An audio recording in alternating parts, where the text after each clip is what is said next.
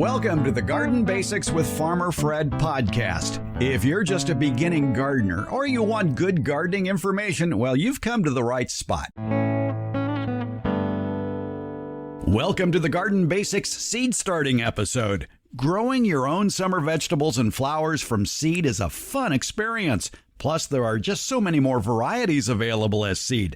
If you have a sunny window or a seed starting kit with a heat pad and a lighting system, you're ready to plant. And Brad Gates of Wild Boar Farms tells us how he starts his tomato seeds. Also, can you reuse old soil that you might have in containers? As Debbie Flower tells us, it depends. But she has tips for getting that old soil back into top shape. Warren Roberts of the UC Davis Arboretum tells us about the plant of the week, currently in bloom in many parts of the country, the Winter Jasmine. It's all on episode 79 of the Garden Basics with Farmer Fred podcast, and we'll do it all in under 30 minutes. Let's go. If you're dreaming of a summer vegetable garden, late February is a great time to put those dreams into action. How about starting your tomatoes and peppers and your zinnias and marigolds from seed? There are a lot more varieties available via seed than there are transplants at your local nursery. So maybe you want a new adventure in gardening. Starting from seed is a wonderful adventure. You're going to get hooked on it. All you need is a sunny window inside, a propagation mat, also known as a heating pad. It provides bottom heat that keeps the soil warm, which speeds up germination of seeds. And maybe some extra light if you don't have enough light coming through the window.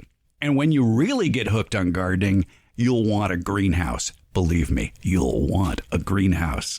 So let's get some tomato and pepper seeds started. Now, peppers usually take 12 to 15 weeks to grow from a seed to a suitable transplant size. Tomatoes are ready to plant about 8 weeks from seed. So again, you're going to be growing these indoors for the right amount of time till all danger of frost, or when you typically plant these crops outdoors where you are. Now, there's a few secrets to getting those seeds off to a healthy start. You're starting them in small containers. They need plenty of light, bottom heat via a propagation mat, moving air once they're up, and the right soil. Now, if you're tempted just to take those seeds and plop them into a pot along with soil from your garden, you're reducing your chances for seed success. Backyard soils just hold too much water to be a successful seed starting medium in a container. So a seed starting mix is a better option. It's more open. It actually has more uniform, lightweight particle sizes. Backyard soil can be tight because the particle sizes are all of different sizes.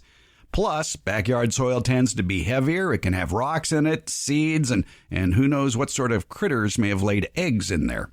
So why does it have to be a seed starting mix and not just a bag of regular potting soil? Well, consider the strength of that seed when it germinates. Those little plants, they aren't very strong, and so the particle sizes need to be very lightweight so that the little plant that comes out of the seed can push those particles out of the way. Other kinds of potting mixes that you might buy in a bag can have particle sizes that are way too large, and those little baby plants can't push their way out. And you can find bags of seed starting mix wherever you get your garden supplies, but those bags are kind of small. So for those backyard gardeners who like to start a lot of seedlings and maybe share them with your friends, and you probably will, it is definitely more economical to blend your own seed starting mix. Usually there are 3 ingredients to a seed starting mix. There's peat moss, or coir, C-O-I-R, which is coconut fiber. There's perlite, and there's vermiculite. That's one formula. Another formula would be 1/3 peat moss, 1/3 pumice, which is light vermiculite but a bit heavier, and 1/3 well-screened fine compost. So then you're going to mix those ingredients together, the 3 ingredients, whatever you settled upon. So let's say you're starting with peat moss, perlite, and vermiculite. All right, get yourself one of those big buckets like you'd find at a home improvement store. Fill that bucket with the peat moss. Put that bucket of peat moss into a wheelbarrow. Then fill that bucket with perlite. Put that into the wheelbarrow. And then fill it with vermiculite. And put that in the wheelbarrow. Now you have a lot of seed starting mix, but you need to do something very, very important, and that's to moisten it thoroughly. Peat moss especially needs to be thoroughly hydrated before you start planting seeds in it. Water on dry peat moss tends to roll off. So in that wheelbarrow, put some water in it. Mix it up. You're going to have fun. You're going to be playing in the mud. So put enough water in it, maybe to cover the whole area, and then get in there with your hands or a shovel or some sort of implement and just mix it together until everything is well saturated. You may want to just leave it sit in that wheelbarrow in that water for a few hours. Now, obviously, afterwards, you're going to have a pretty good muddy mess. So get yourself some large planting containers, like a 5-gallon or a 15-gallon container, the ones that have holes in the bottom, and then take that wheelbarrow contents and then fill up your pots with that soil. The holes in the bottom will allow the water to drain off, and then an hour or so later, you're ready to go. Until the seeds come up, you don't need to add fertilizer. That little seed has enough energy in it to get it out of the ground and produce the first set of leaves. As soon as it starts putting out more sets of leaves, though, then you want to use a low-dosage fertilizer. What is low dosage? Low dosage would be something with single digits, especially organic fertilizers that have less than 10% nitrogen, phosphorus, and potassium. That's what those three numbers refer to on a bag or a box of fertilizer. So I like to use fish emulsion or some sort of organic liquid fertilizer that you can mix with water, and I would apply it at half dosage. And again, this is after the true leaves are up. True leaves are those leaves that appear after the first set of leaves, which are called the cotyledons. The cotyledons are just there to really allow the plant to start photosynthesis to produce those true leaves. How deeply do you plant the seeds? It depends on what it says on the label of the seed packet you bought. Usually it's a 1/4 inch. So all you need to do really is place the seeds on top of that soil mix in the small containers and then top it with a bit more of that seed starting mix. Not very much. If you're growing it indoors in a sunny window, then you'll want to rotate it at least a 1/4 turn every day so the plants don't get too bent, leaning towards the window. And remember I talked about moving air? Yeah, set up a fan after the plants start growing and run it for about 10 minutes a day, maybe an oscillating fan nearby. That will allow those little plants to gain a lot of strength and girth along their stems. You'll be amazed at the results. You're going to have plenty of plants to share with friends as well. Enjoy seed starting. It's fun.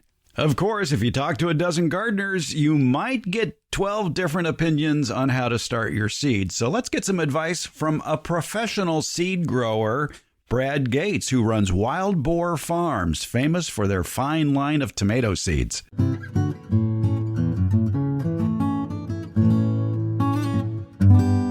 If you're in tomato planting mode, maybe you're starting seeds, maybe you're transplanting tomato plants into the garden, how deep should you plant them? And is there a substitute for a very expensive seed starting mix? Brad Gates at Wild Boar Farms has some suggestions.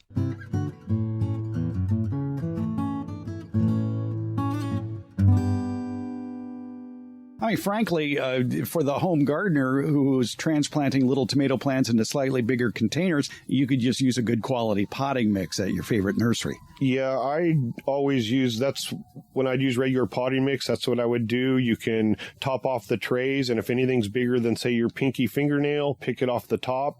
You can also run them through like a 1/4 inch screen, just regular high quality potting mix, just screen it at a 1/4 inch, and it makes perfect seed starting mix. Excellent tip.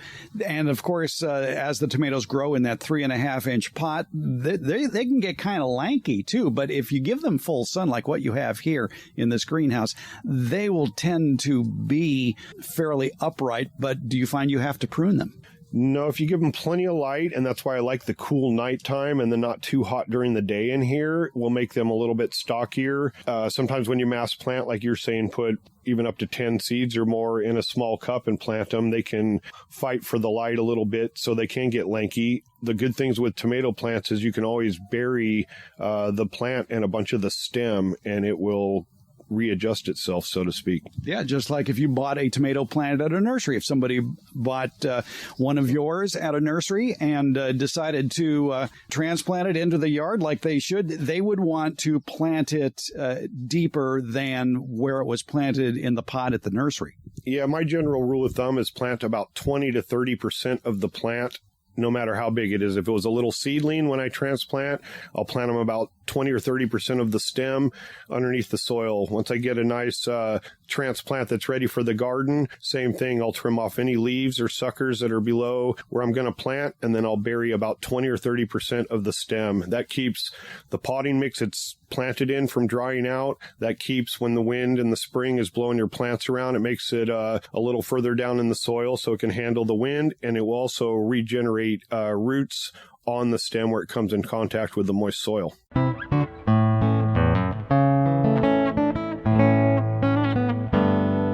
We like to answer your garden questions here on the Garden Basics podcast, and we bring in the big guns to answer these questions. That would be our favorite retired college horticultural professor, Debbie Flower. And Debbie, even though it's only February, people do have questions pertaining to what's going to be happening in just a few months. For instance, Josh writes in, he says, I'm wondering about reusing soil from container plants. I know if a plant gets diseased, you should throw away that soil. However, for the rest of the containers, what is the best way to reuse the soil? Bags of potting soil can get quite expensive, and it seems like a waste to put brand new soil in a pot every year. Mm-hmm. I'm mainly referring to growing annual vegetables such as tomatoes, eggplants, peppers, and greens. Thank you for your insight. Well, Debbie, thrift versus science. Well, I'm always on the side of thrift. Yeah, good for you. But I hope that, reduce, reuse, recycle. Those are important things in our world, at least in my world. And I always, shouldn't say always, I do reuse my potting soil. If you were to look up the big guns in horticulture, the land grant universities that have PhD horticulture programs, you would get a mix of answers. About half of them, I would say, would tell you, yes, go ahead. And the other half would say no. The only reason I found that was listed for those who said no was because of that disease issue. And Josh seems aware of that. So if the plant died from disease, if its roots were rotted, or if the soil smells bad, like a low tide or bad fish, then I would not reuse that soil because it probably contains some kind of a fungus or bacteria that can harm the plant. If it had a whole lot of weeds in it, if it was an untended pot and a lot of weeds were allowed to flower and go to seed, again, I probably would not reuse that soil. And commercially, it's not reused, but it can be, even commercially. In that situation, they would use a steam sterilizer, but at home, I just reuse the soil. I keep containers of it. I have some in a garbage can where I'll empty the containers that I'm done with and put the soil in there when it was just a healthy plant, a plant I decided didn't look good anymore, or it was an annual that had reached the end of its lifespan for me, then I would put the soil in that and let it build up. When I go to reuse it, there are two things I'm concerned about. One is the texture of the soil, which is the size of the granules. And container soil, which is what we're buying in bags, is mostly organic matter. And over the course of a season or a year or longer, that organic matter breaks down. It actually gets smaller in size. And then it nestles closer to the other pieces of soil that are in the pot. And the soil becomes more compact and it's less able to hold oxygen and water. And that's not good for the plant. So when I go to reuse it, I will mix it with something that will open up that soil. Depending on what I'm planting, that could be more organic matter, or it could be added perlite or pumice or sand that could open up that soil. The other thing that no one mentioned, none of the academics mentioned, but that I experienced when I did reuse soil with students, was a need to check the pH on the old soil. If you fertilize quite a bit in that container, maybe more than the plant needs, or you have time-release fertilizer in there and the plant didn't use up all the time-release fertilizer, there may be a buildup of salts. Fertilizers we use for plants are salts, or they are converted into the salt form so the plant can absorb them. If you've had a ceramic pot with that white crusty stuff on the outside, that's excess salts.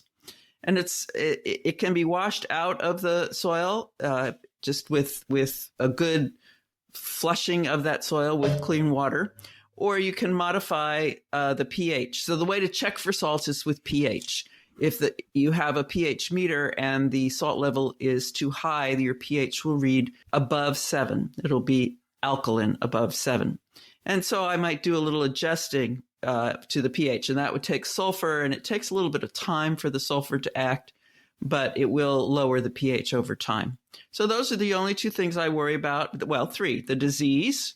Don't use it. Don't keep it if it's got disease or other pests like weeds in them. I've even unpotted a plant that I think it was with students, and I think we were going to move it up into a larger pot, and there were slug eggs in there. Tremendous amount of slug eggs, like a full cup of slug eggs. Obviously, that's not something you want in your reusable soil. So if there's any indication of a pest being present, I would not reuse the soil. When I do reuse the soil, I want to open it up with something with a bigger particle size, which would be organic matter, perlite, pumice, or sand. And I would want to check the pH. If I knew I had been fertilizing a lot, then I would want to check the pH and maybe have to lower it with a little bit of sulfur. All right. I have a series of questions based on what you just said. Okay. I'm glad you mentioned snail eggs because I was racking my brain thinking of all the insect issues that could affect the success of a plant. Insects that might just overwinter in the top few inches of the soil. Mm-hmm. And that could be what? Aphids, whiteflies? Well, and then there are the larvae of things like tomato hornworms. Mm-hmm. Yeah, that too. Yeah.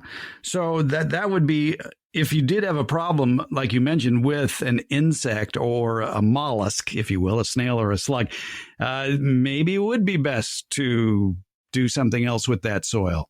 Right. And what are the options for doing something else with that soil? Can I throw it on the ground? You can throw it on the ground. It's not necessarily the prettiest thing. It doesn't necessarily match the rest of your landscape.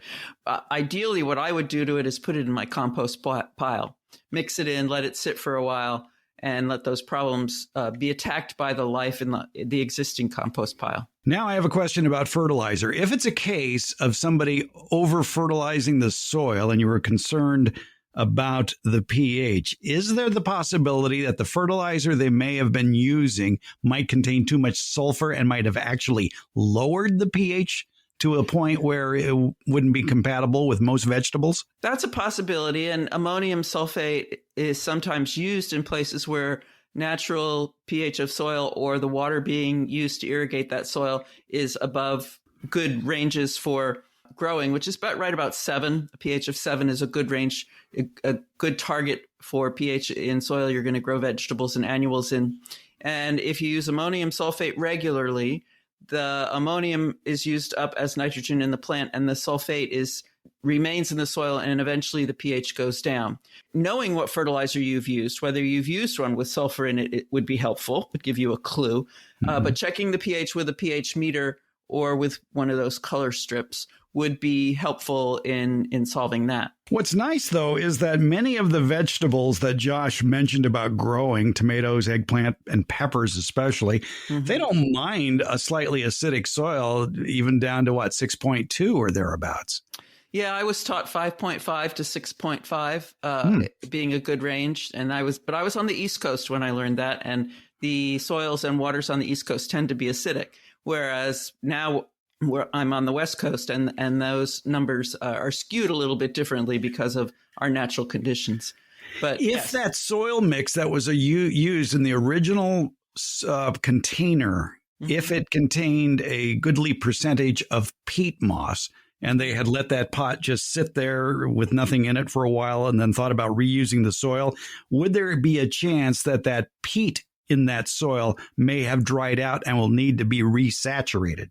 Oh, absolutely. Peat moss is tough that way. When peat moss dries out, it's difficult to get it to get wet again. And so I always wet my soil before I put it in the container. It's something I was taught, and it's something I have taught others, and it's something I practice because especially if it's a big container, if you're growing a tomato in a container, you're looking at least a number 5 size container.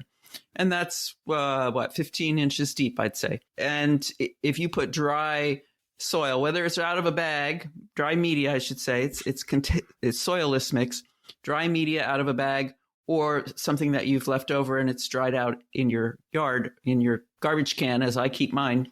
When you add water to the top, it will not wet all the way to the bottom. Water takes the path of least resistance, which would be from the center of wherever you pour it out to the edges of the container, and then it'll go right down the container sides. So I always wet the media, even if I'm not using a big container, in a bin with my hands, with water, and make sure everything's gotten just damp, not drippy, but just damp, like wrung out sponge kind of damp, and then put it in the container. And that will re-wet the peat moss and anything else that you're using. Maybe you're using coir, maybe you're using compost, whatever else you're using will get wet, and that will help the water then continue to permeate the entire container, not just go around the outside. We gardeners never grew up. We still like to play in the mud. You got it. Now, would there be a nutritional deficiency in that old potting mix? And the first thing that pops in my head is there's probably less nitrogen, and probably some sort of nitrogen should be added. Absolutely. Nitrogen is a nutrient, the number one nutrient that humans apply to plants. And it's as a chemical in the form that the plant can use it. It moves with water. It moves as soil maybe washes out of the pot, and it can become a gas and it can volatilize, and plants use a lot of it. So yes, we will definitely need to add fertilizer. You can mix it into the container, but that tends to be more wasteful. Part of it depends on your source of nitrogen. There are quick release versions of nitrogen, which are chemicals. There are slow release versions of nitrogen, and in those there are chemicals, basically pelleted quick release versions, or organic types, which are things that will break down and become usable nitrogen for the plant, like worm castings or bat guano or chicken manure. The ladders, I would the word casting, the chicken manure, etc., I would probably mix in to my media, but the other forms of fertilizer I would just put on the top. It's called top dressing. It's done commercially in production, and it's critical to the health of the plants. They are started in containers with media mixed in, fertilizer mixed into the media, and that helps the roots get going. But then when that's all, the plant has gone through maybe 3 months, 6 months, depends what fertilizer's been used, it runs out. And so then you top dress. So you take a little bit of the fertilizer and sprinkle it on top of the soil and water it in. I would think, too, that with nitrogen, you would probably want to add that closer to planting time, since nitrogen is so volatile. If you took that steer manure or chicken manure and mixed it in that pot of soil now, thinking this is what I'll put my tomatoes in a couple of months, that nitrogen may be gone in a couple of months. Yes, nitrogen moves around a lot, and that is a problem. So yes, the nitrogen I would put in when I'm ready to plant. And you don't want too much. There are usually recommendations on the container you purchase it from, or if you're getting it bulk somehow, you'll need to look up maybe online some recommendations. You don't want to use too much because that will kill a plant almost faster than no nitrogen. You mentioned that one of the ingredients you might add to have greater pore space besides perlite might be pumice, and you mentioned sand, but you're talking about a special sand, aren't you? Yeah, sand soil types are defined by the particle size, and sand is the largest particle when we're checking out the texture of our field soil, but it has the biggest range of sizes. I can't quote you that range right now, but it's several zeros in the range of sizes. So you can get sand that's very small, and you can get sand that's very big. If you put all types in, you're just creating more of a cement than anything else. And so you want sized sand that has been put through sifters, basically screens, and only certain sizes come through. You can buy horticultural sand, or you can go to your big box store and buy builder's sand. Builder's sand has been sized, and in both cases, it has also been washed, because sand occurs primarily in places by salt water, and we don't want that salt in our containers. So the sand needs to be washed, and it needs to be sized to either horticultural sand or to builder's sand. And then finally, I have a question about something you mentioned about flushing the soil. So I've been racking my brain for the last 10 minutes trying to think of, okay, what sort of device could you use to screed that soil, to clean it, if you will? And I'm thinking, well, maybe an old window screen fastened securely to the end of a bucket and then tipping the bucket over and letting it drain. The simplest is to take the container it's already in and start the water on it. And here we go, getting our hands dirty again. Stick them in that soil and move it around. You've got drainage holes in that pot that will allow drainage. Now, they may allow too much drainage. And if that's the case, for sure, a window screen would be an excellent choice. My solution is I keep, much like you, I keep two big buckets full of potting soil beneath my workbench outside, which when it rains, it's kind of leaky. And sure enough, they've got a lot of water in them now. But, they needed to get wet anyway for the peat moss in there. There you go. Yeah. And it's time to start some seeds for later in the season. So you got moist media for that. I'm going to get my hands real dirty. All right. I think we've solved that one. Debbie Flower, thanks for your help on answering Josh's question about reusing soil from container plants. My pleasure, Fred. Thank you.